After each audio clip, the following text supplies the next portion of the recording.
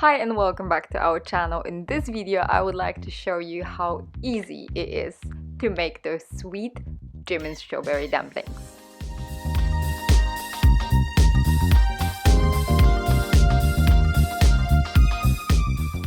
To make the German strawberry dumplings, we're gonna need medium-sized strawberries washed and tapped dry, and the dough that is made from starchy potatoes, flour, butter, egg and salt, which I prepared before creating this video. Let's be honest, there's no science in placing all those ingredients together in a bowl and mixing them.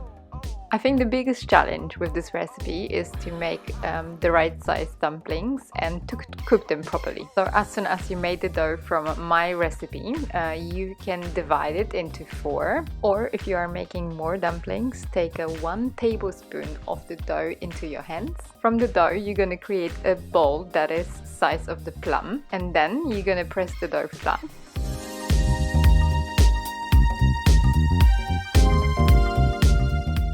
And fill with 1 strawberry and form a dumpling. You want to create your dumpling with a smooth surface, and that takes a bit of time, but you can enjoy this process. I always enjoy it, but I'm weak like that.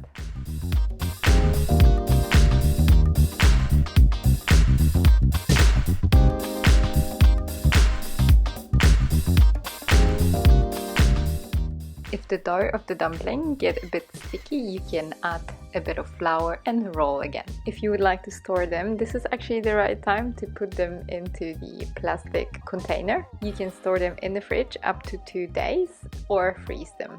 As soon as your dumplings are ready, you can prepare a pot with salty water. And as soon as the water cooks, you turn down the heat to low and add the dumplings.